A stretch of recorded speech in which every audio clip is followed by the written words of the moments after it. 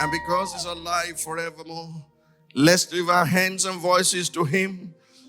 He rose on the third day and forevermore is alive, making intercession for us. We give you glory and praise on this resurrection morning, Easter Sunday. We bless you for what you have done for us, what you are doing, and for what you do. We give you all the glory and all the praise because you live. We will live also, and Nigeria will be saved, Nigeria will be changed, and Nigeria will become great in our lifetime. In Jesus' mighty name, amen. You may be seated in God's awesome presence. Fellow Nigerians at home and abroad, our theme for today's State of the Nation broadcast is the conspicuous handwriting on the wall. Say that with me. The conspicuous handwriting on the wall.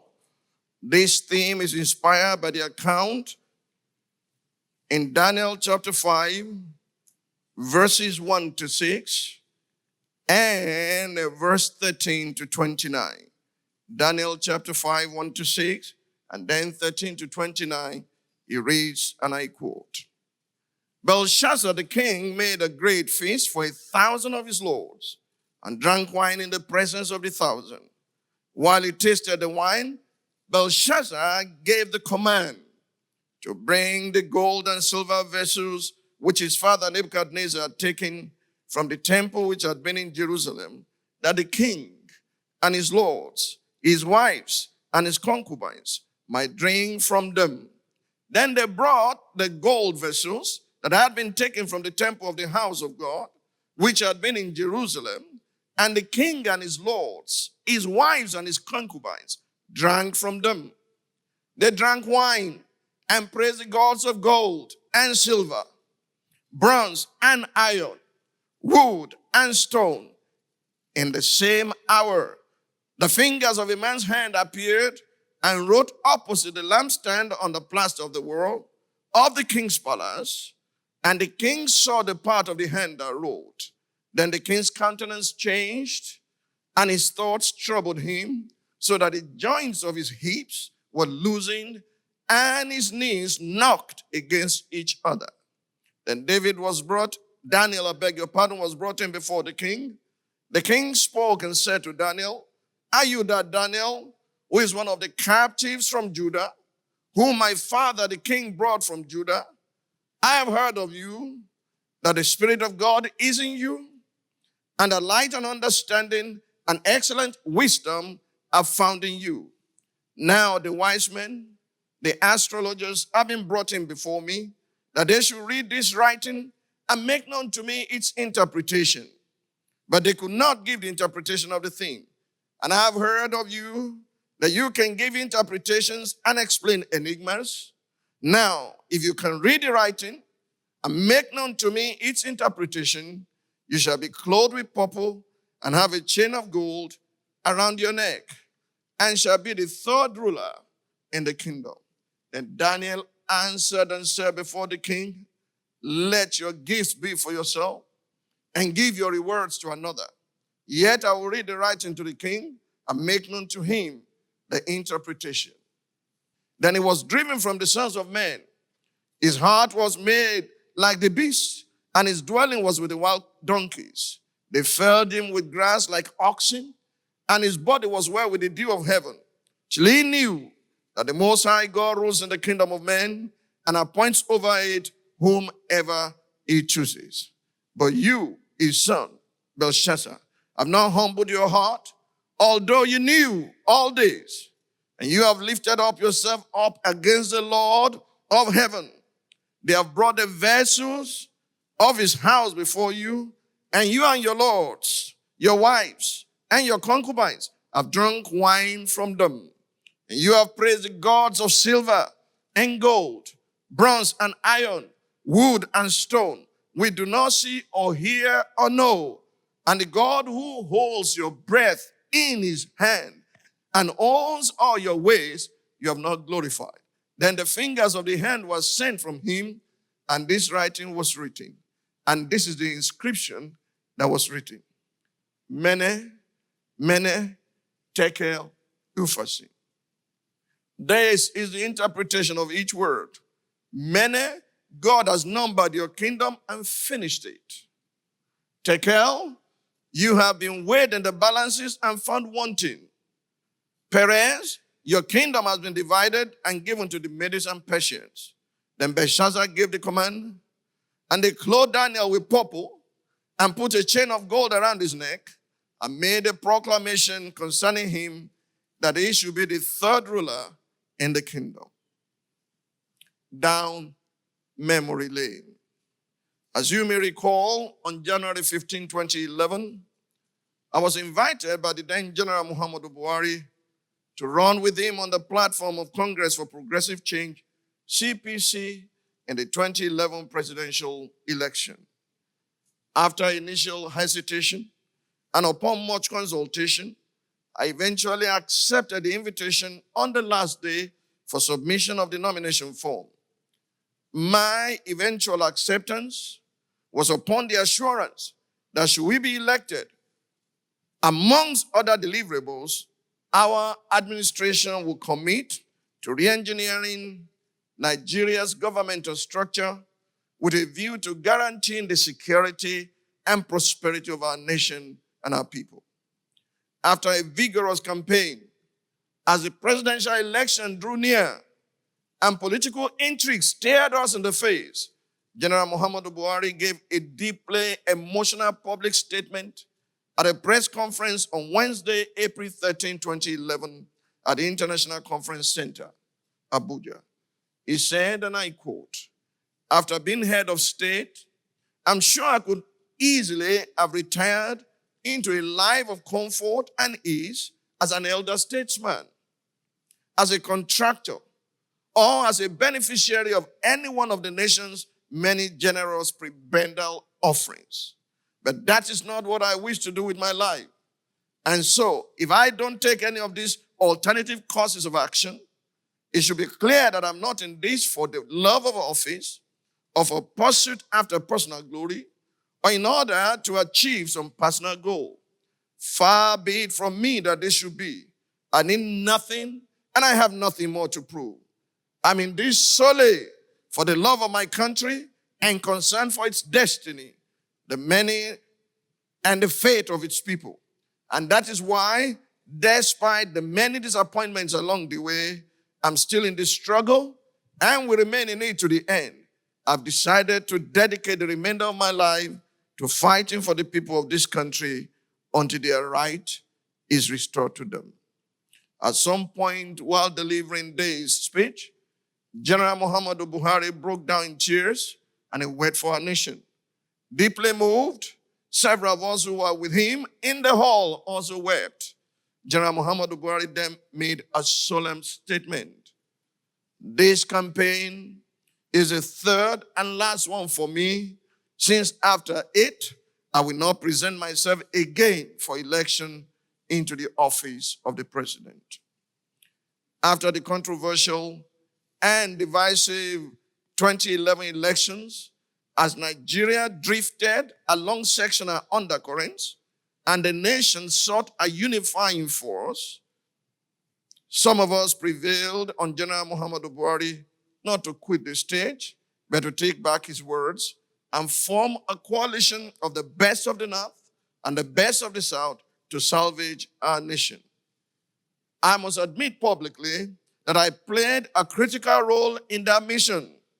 God had shown me in a vision that General Muhammadu Buhari still had a role to play in stabilizing Nigeria.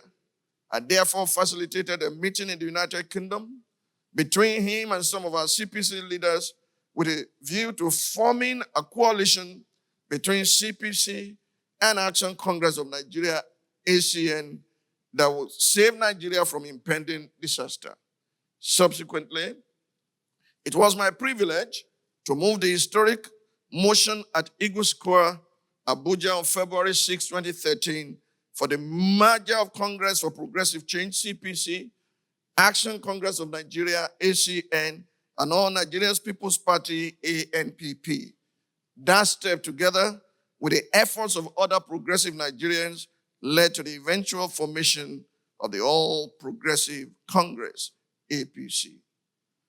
However, in 2015, as our nation prepared for general elections, the interplay of social, economic, political, and military headwinds came crashing on our national foundations and exposed the fault lines in our nationhood. As the two major political parties, APC and PDP, and their candidates locked horns, our nation was deeply divided along ethnic, partisan, religious, and social-cultural lines. Furthermore, oil prices plummeted across the globe, an economic recession loomed, and severe hardships lay in wait for the Nigerian people. As the drumbeats of war reverberated across the landscape, with threats to national stability coming from various political interest groups, Boko Haram terrorists held sway over vast swaths of territory, and 276 girls from government girls' secondary school in Chibok were abducted and held in captivity. In the midst of that chaotic climate, the 2015 general elections was a preoccupation of the political class. Many stakeholders were convinced that a change of government was what Nigeria needed at that time, and the change mantra was chanted across the nation. However, as sounded the alarm in a State of the Nation broadcast on Sunday, January 4, 2015, titled "The Gathering Storm, an Avoidable Shipwreck, How to Avoid Catastrophic Euroclydon," I warn that our myriad challenges, including violent sectional agitations, terrorism, socioeconomic deprivation, and political violence, were merely symptoms of more fundamental problems. I identify some of these foundational problems to include our faulty and lopsided governmental structure, unresolved historical grievances, unreconciled historical differences, fierce disagreements around identity and population dynamics with a census in view, gaps in the structure of our economy, and the many aberrations in our constitution. Furthermore, I warn that a mere change of government without a definite resolution of these foundational questions of nationhood will amount to putting the cart before the horse and could lead the nation to a catastrophe. I then advocated pushing the elections within the confines of the Constitution so as to resolve these issues and stabilize our nation before proceeding to the polls. However, when the nation disregarded wise counsel and insisted on building on faulty foundation, I stepped into the terrain as a nation builder. I worked behind the scenes in close collaboration with the two leading candidates, President Goodluck Jonathan of PDP and General Muhammadu Buhari of APC, to ensure that our nation was not swept away by the floods of disintegration. On past occasions, I've told the story of how my efforts at mediation and the commendation of Dr. Andrew Pocock, now Sir Pocock, then British High Commissioner to Nigeria. Upon the commencement of the administration of President Muhammadu Buhari, on various platforms, from the pulpit to the podium, from State of the Nation addresses such as this, to lectures at various fora, I pointed out to Nigeria the way out of the dire situation we are in as a nation. Furthermore, I engaged the government on several occasions, including direct engagements with the president, because of my desire to see President Muhammadu Buhari actualize the dreams of a great Nigeria we had committed to. As I told the president in some of those engagements, his success is my success, and his failure is my failure. It is why I remain committed to seeing him succeed. Nevertheless, I've laid this historical background as an introduction to this address because it is time to speak out. I'm compelled to speak out because this is not the Nigeria General Muhammadu Buhari and I had dreams to create when he invited me to be his running mate in 2011. I'm compelled to speak out because the state of the nation does not represent the Buhari I knew when we took that solemn journey towards rebuilding Nigeria.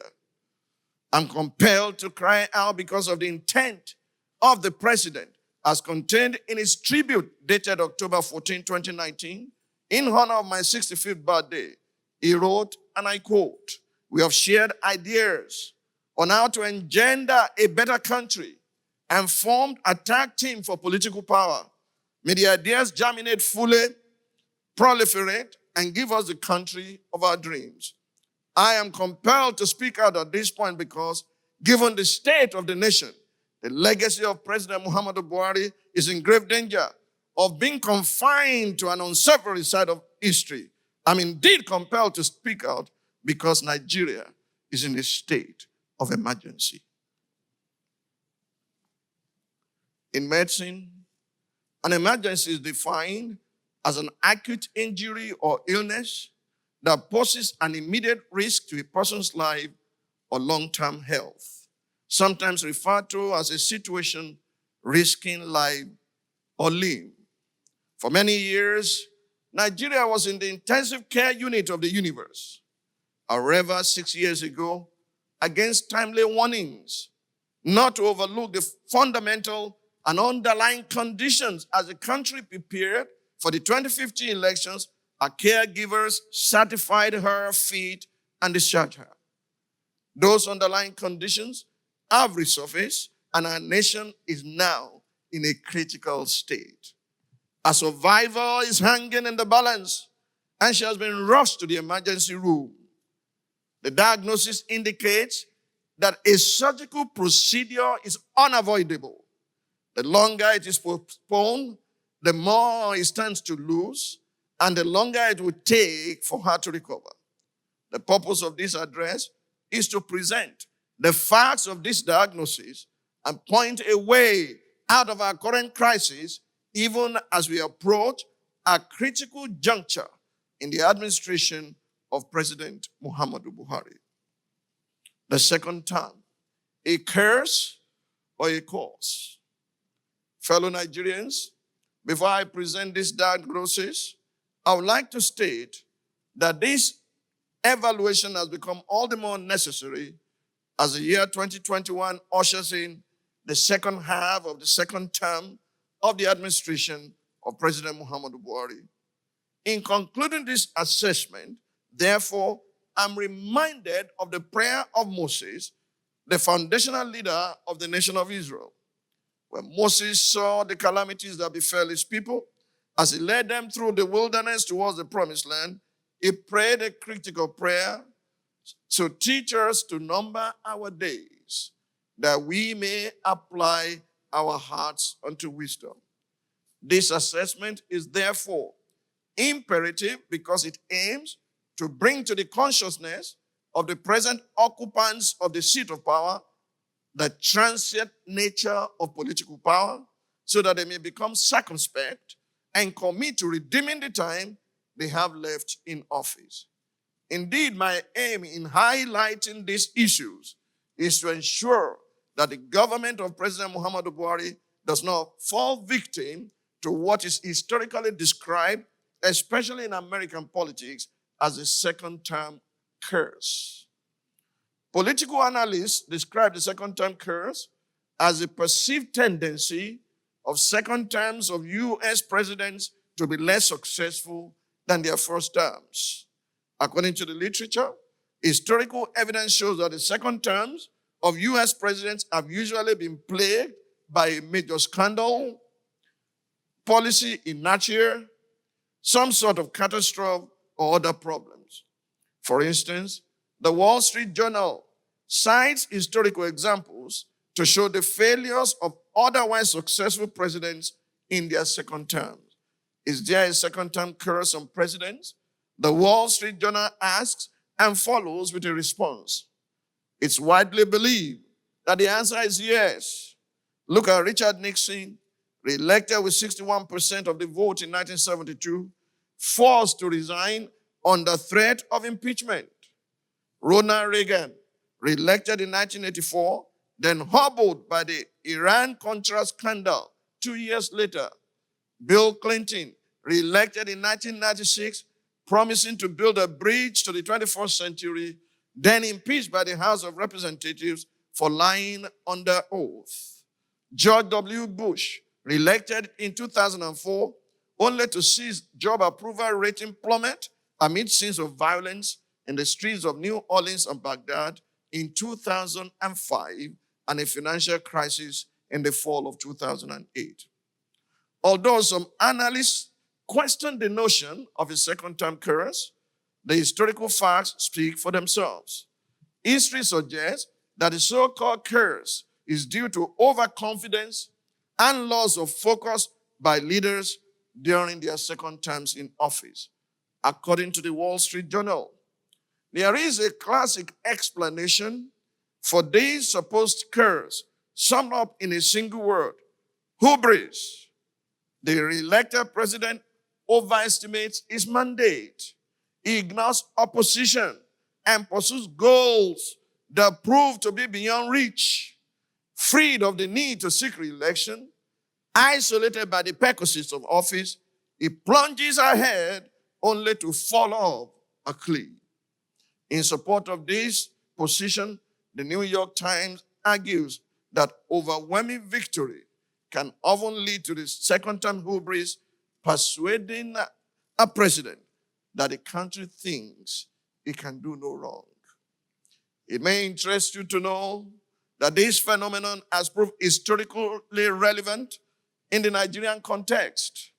The First Republic was toppled during what was more or less the second term of the Tafawa Balewa administration, following allegations of corruption, patronage politics, the overbearing reach of the center, the draconian incursion by the central government into regional governance, especially in Western region, and the resulting political instability.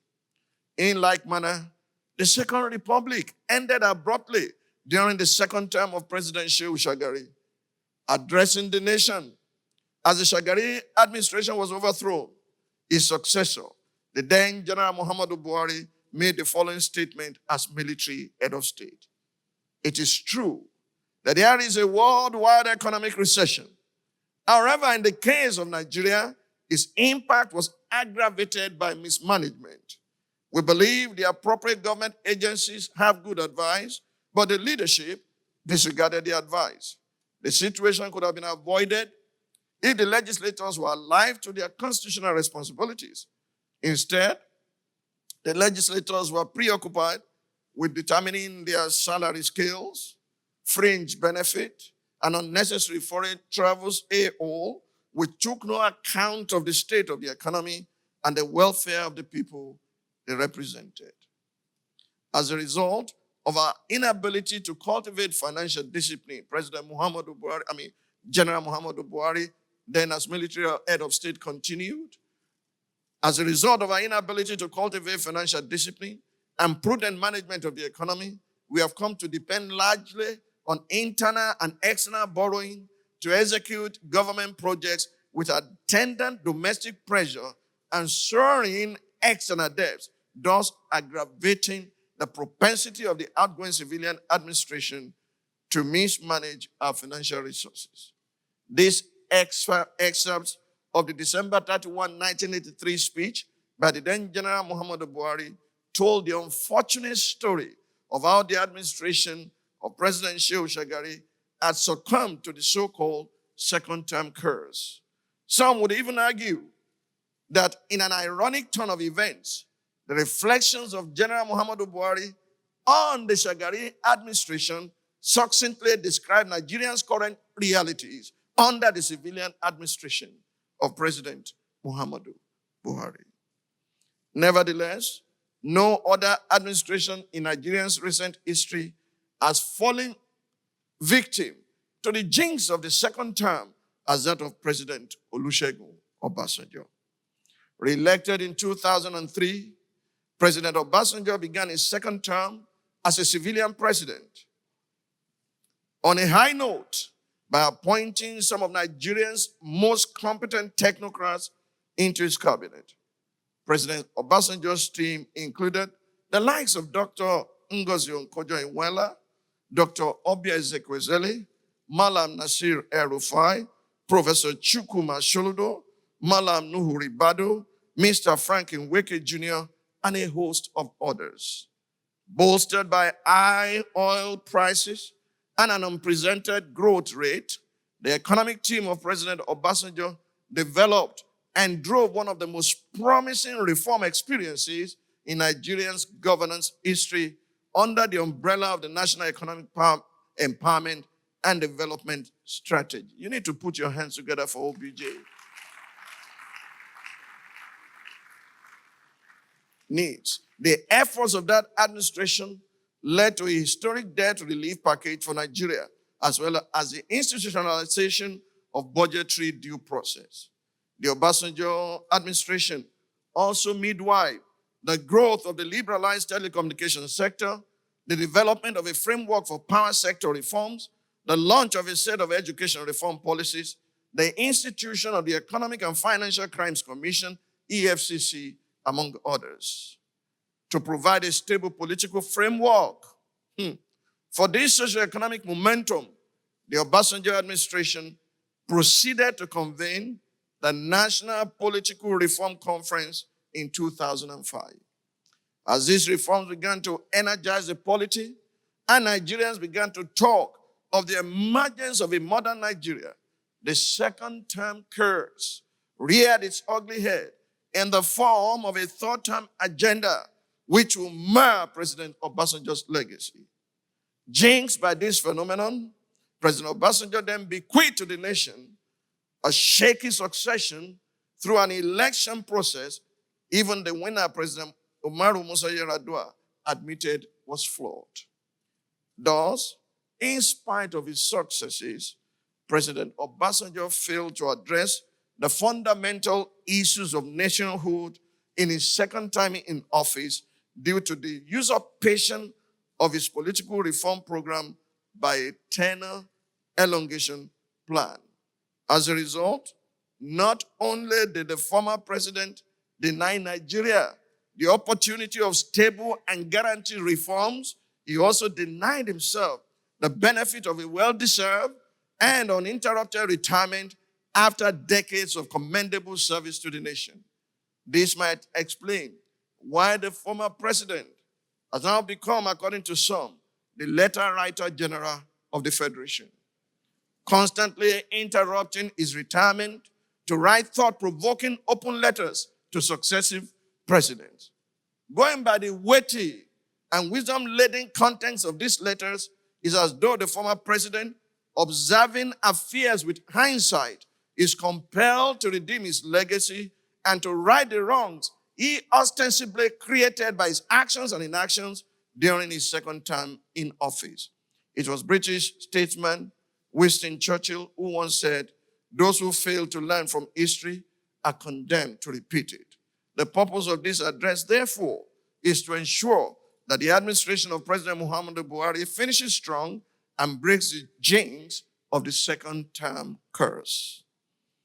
Successes and failures, an assessment of the state of the nation under President Muhammadu Buhari. Fasten your seatbelt. Fellow Nigerians, you may recall that as President Muhammadu Buhari took the oath of office during his first term in office, he summed up his election campaign promises in three pivotal agendas, namely security, anti-corruption, and economic diversification with a focus on job creation. I applauded this three-point agenda because the focal areas should have provided an opportunity for the president to address Nigeria's fundamental issues, given that they point to the foundational deficits in our polity, namely, number one, the deficit of an appropriate governmental structure that can guarantee the security of lives and property. Number two, the deficit of a moral compass and national value systems that can eliminate corruption from our national psyche. And number three, the deficit of an economic structure that can unleash the potential of Nigeria's diverse geo-economic zones.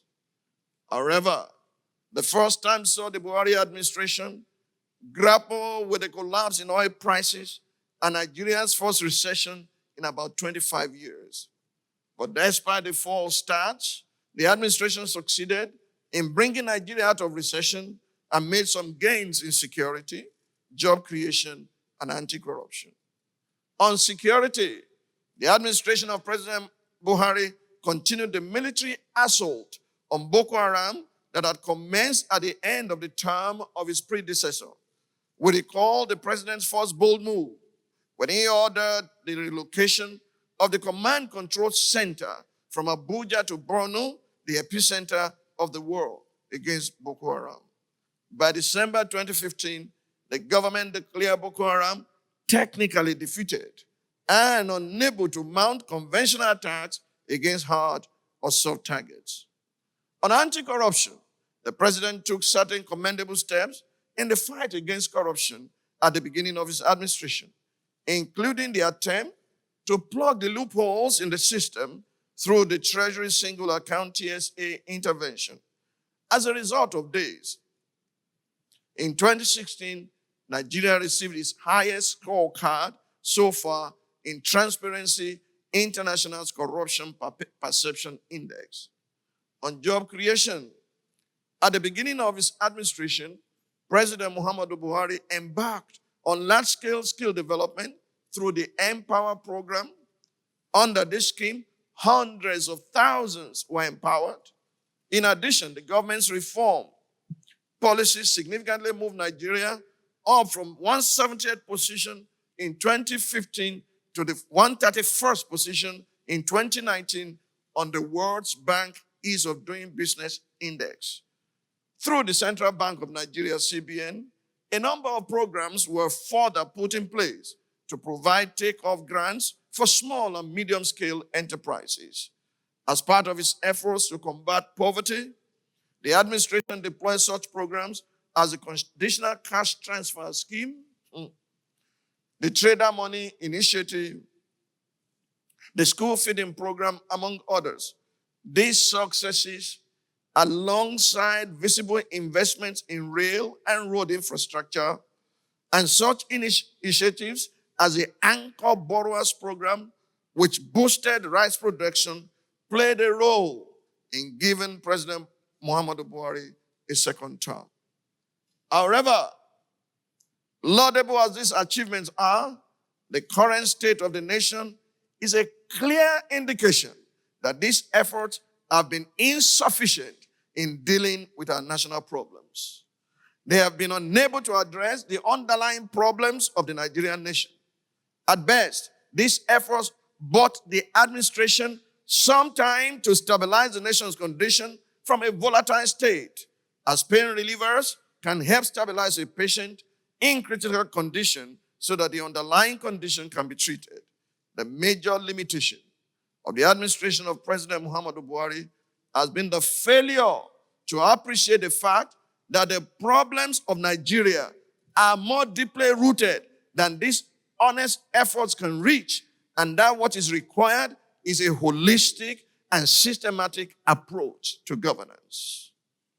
Unfortunately, after winning re-election in 2019, rather than do a deep dive to address the fundamental causes of our national malady by dealing with the root causes of insecurity, corruption, and joblessness, the administration of President Muhammadu Buhari decided to treat more symptoms by broadening its agenda. The president's next level agenda widened the focus from a 3-point to a 9-point agenda. I'm reminded of the logic put forward by the Wall Street Journal to explain the so-called second-term curse.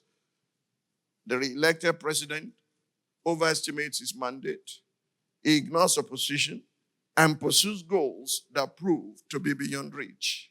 Hear me clearly. I'm not saying that the thematic areas of the government's next level agenda are not important. They are important.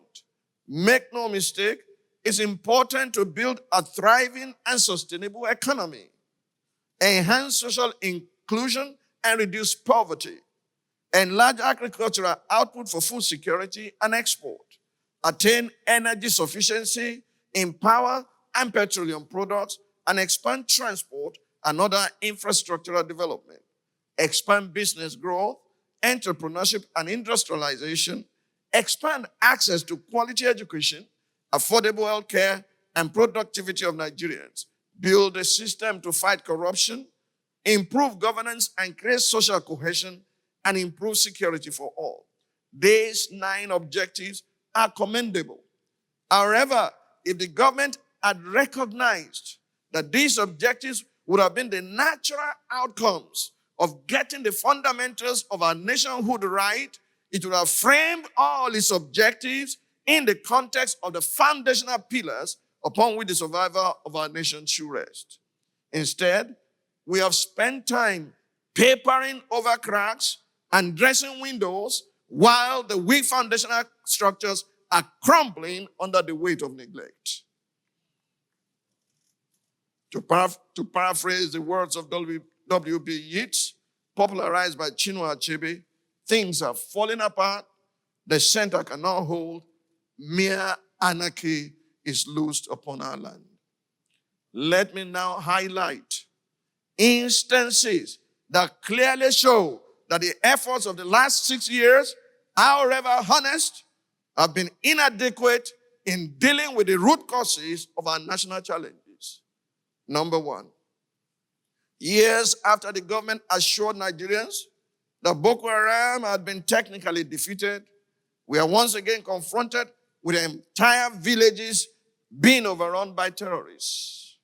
We are inundated with report after report of soldiers being ambushed and killed, and hostages being beheaded and kidnapped.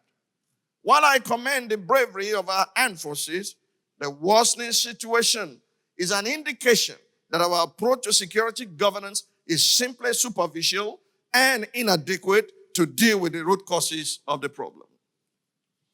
Number 2, nearly 7 years after the shocking kidnap of the Chibok girls, 112 of them are yet to be rescued, while Leah Sharibo, kidnapped in Dapchi in 2018, remains in captivity and is now reportedly a mother of 2. The startup kidnap industry has secured funding and has now scaled from Dapchi to Kankara, from Kagara to Jangebe, and elsewhere. We have experienced a cycle of abduction of school children, alleged ransom payments, sometimes in the hundreds of millions of naira, the release of the abducted school children, the denial by the government of any ransom payment, followed by the next cycle of abduction. Nigerians are then left wondering which school will be next. If our schools degenerate into kidnap hotbeds on this administration's watch, not even the school feeding program can encourage over 10 million out-of-school children to enroll in a school. In fact, the number of out-of-school children can be expected to rise with the swelling ranks of pupils whose parents are scared to return them to their schools for fear of abduction by terrorists and bandits. Number 3, from our Bakare Road to Akure Owo Road, from Sapele Ogara Road to Bini Ore Road, from Enugu Ugwogo Nsukka Road to Nsukka Adani Onitsha Road, from Abuja Kaduna Road to Lokoja Okene Road, the reports of bandits establishing their dens on the highways suggest that infrastructure without solid governance substructures will eventually rupture. Say that with me. Infrastructure without solid governance substructure will eventually rupture. Now, the federal government's railway modernization projects across the country are highly commendable. The Abuja-Kaduna rail line in particular is a relief for travelers because it has provided an alternative to the Abuja-Kaduna road, which has become notorious for kidnapping and banditry. However, the fact remains that the railways are not accessible or affordable to most Nigerians. We are behind schedule in rail infrastructure, not just because of the failure to modernize the railway system over the years, but also because the federal government has monopolized the sector and weakened the ability of the federating units to participate competitively and collaboratively. If we fail to address this fundamental challenge of inclusive development, if we fail to enable subnational governments to harness their resources towards empowering their respective zones, states, and local government areas, if we fail to expand opportunities for the teeming population of the unemployed and underemployed, even the rail lines will not be safe for travel in the near future because the rage of the poor will overwhelm our infrastructural development. Furthermore, aggrieved Nigerian youth may someday rise to question this government for the Chinese loans being piled up for future generations, while the reports of hoodlums repeatedly attacking trains on the Abuja-Kaduna rail line would seem like child's play in comparison if the ends of unrest fully come home to roost. Number 4, our agriculture and food sufficiency policies have also borne the brunt of state of the nation. Wild bandits and cattle rustlers have continued to terrorize farmers and cattle owners in the north. The activities of criminal herdsmen have destabilized farming in southern Nigeria. Not even the president's controversial shoot-on-sight order for illegal bearers of AK-47 guns has proved sufficient to abate these attacks. Worse still, the recent eviction of herdsmen from some states in the south and the retaliatory embargo on food supply from the north to the south of Nigeria are clear indicators that failure to solve foundational problems of nationhood can destabilize shallow policies, no matter how brilliant such policies appear to be on the surface. The massacre of dozens of rice farmers in Garin Kwashebe was one clear indicator of the limitation of window dressing in governance intervention. It clearly reminded us that if farmlands remain unsafe for farmers, our brilliant agricultural intervention policies will suffer in the long run because they do not address the root problem. If farmers who are beneficiaries of the Anchor Borrowers Program risk kidnap on their farmlands, then we can expect low productivity and loan defaults at the end of the farming season. Number 5, after the president's first-term gains in the battle against corruption, not only have we plunged to the worst performance scorecard since 2013 in the Corruption Perception Index, we are still dealing with some of the same issues that this government promised to change when it ran against the Goodluck Jonathan administration, from the opaqueness of the fuel subsidy regime that has turned the fuel pricing system into a curious case of the more you look, the less you see, to allegations and recanting over missing funds earmarked for arms and ammunition by the National Security Advisor, NSA, as well as the alarming remarks of the former Chief of Army Staff, COAS, who recently declared that there is a likelihood of terrorism persisting in Nigeria for another 20 years. The conspicuous handwriting on the wall. The state of the nation has spurred outcries from stakeholders across the country. We have heard from the Emir of Daura, Alhaji Farouk Umar Farouk, who lamented that what Nigeria is experiencing now is worse than civil war. We have heard from the Sultan of Sokoto, Alhaji Muhammad Hussain Abu Bakare, 3, CFR, who declared that the North is, in his words, the worst place to be in this country because bandits go around in the villages, households, and markets with their AK-47 and nobody is challenging them. We have also heard from the Oni of Ife, Obadeye Eni Togusi, who is speaking on behalf of other Yoruba traditional rulers, including the Alaafin of Oyo, Oba Lamidi Adeyemi, and the Awujale, Oba Sikiru Kade Adetono, cried out to the president over the state of insecurity in the southwest. The lamentations of the royal fathers have been echoed by social cultural groups across the country, including Ohaneze Indigo, the Arewa Consultative Forum, and Afenifere. The Northern Elders Forum has gone as far as calling for the resignation of the president. Even governors and lawmakers have joined the lamentations. From one declaration to another, and from one resolution to another, the consensus among the stakeholders is that Nigeria is in a state of emergency. Consequently, if urgent, decisive action is not taken, insecurity may be the second-term curse of the current administration. This is the conspicuous handwriting on the wall.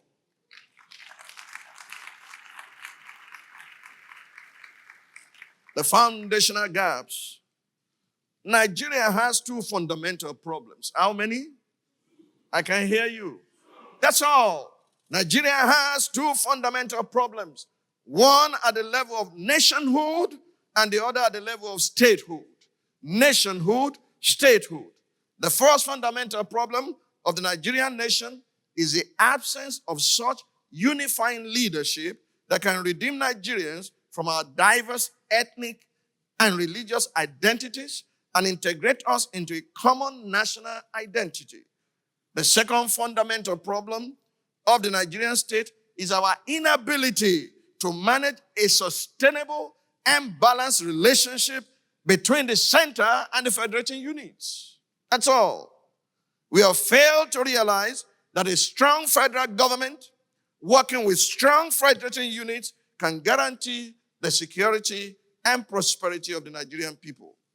We have failed to appreciate the fact that coordinated governance by the different states in each of the geopolitical zones will enhance the security of Nigerians and bring our people out of poverty. This is the heart and soul of restructuring. Restructuring does not mean the dismemberment of the Nigerian state. Restructuring is not an attack on Nigerian unity. Restructuring does not mean disadvantaging any section of the country. It means empowering the Northwest, the North Central, the Northeast, the Southwest, the South-South, and the Southeast, so that every part of our country will be safe and prosperous. Show me one person who does not want this for our country, and I will show you an enemy of Nigeria.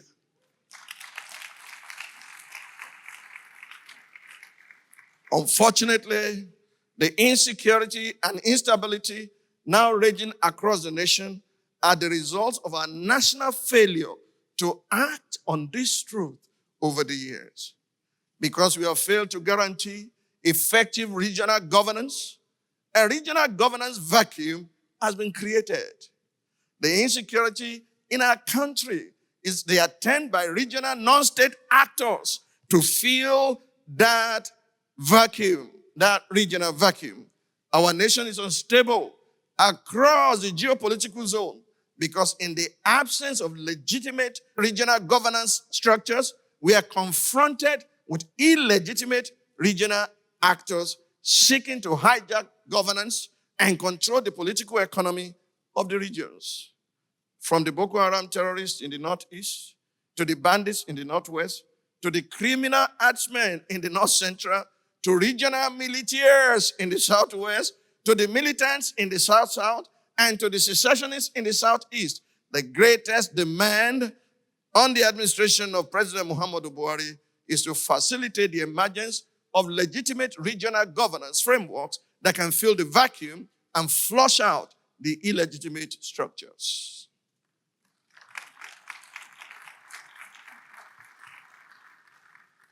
What can the president do now to leave a lasting legacy? In the 2 years left of this administration, the president needs to make an executive decision to approach the restructuring question from a three-pronged perspective targeted at his administration's three-point agenda, namely security, economy, and anti-corruption. On security, number one, the president must intensify the clampdown on terrorism and banditry by expanding support to the armed forces in terms of technology, armory, logistics, prompt action, on military intelligence, as well as inspirational leadership to sustain the morale of the newly appointed service chiefs. Beyond this, the devolution of policing powers to the subnational governments must be prioritized. State governments must be empowered to form local police forces and to provide cutting-edge training and equipment for these forces. The states may further be empowered for zonal coordination of such state policing systems where necessary.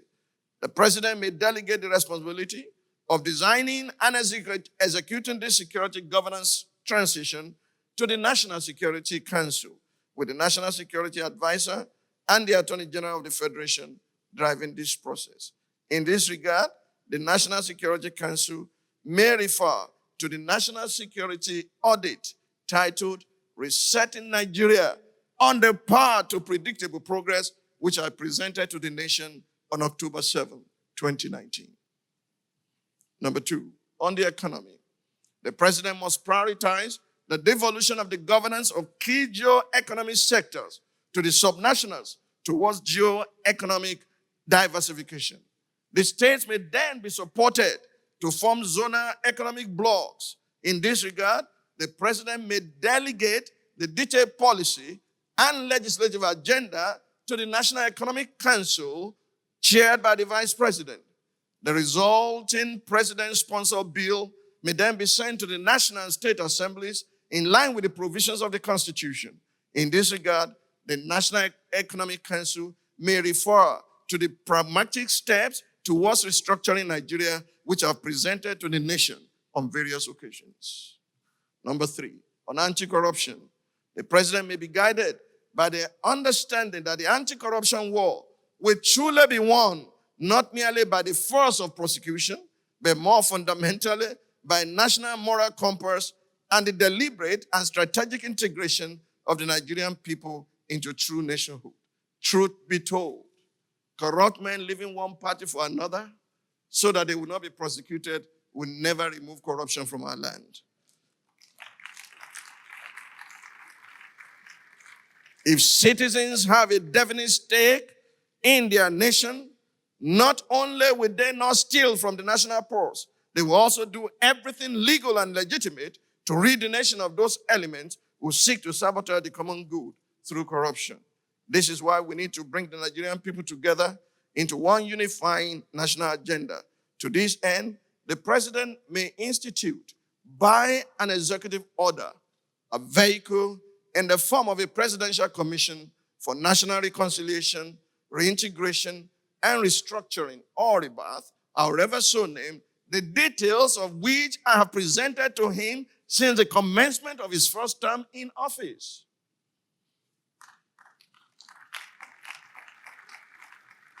Conclusion. In his acceptance speech, after his nomination as the flag bearer of the APC at the party's convention in December 2014, then presidential candidate General Muhammadu Buhari said, just as APC stands as a new party for a new Nigeria, our government will institute new policies to realize the new Nigeria. I pledge to do my utmost to make this happen, but I cannot do it alone, he continued. I need your support. I need your help to become president of Nigeria so that government may come to serve you, so that it may bring relief to the broken and weary among us, and so that it may usher in a new Nigeria meant for us all. Taking the will-be president at his words, Nigerians went out in unprecedented numbers to vote at the 2015 polls. In areas where election materials arrived late or where card readers failed to function, Nigerians were undeterred. They were so invested in the candidacy of General Muhammadu Buhari that they remained on voting lines at great personal cost until they voted. Even after casting their votes, some waited till late in the night for their votes to be counted. When the polling centers were overtaken by darkness, some lit their kerosene lamps, while others put on their car headlamps as they waited to make their voices heard and their votes count for a man they believed they could trust. I appeal to Mr. President not to discountenance such tremendous goodwill. If he does, his legacy will be undermined.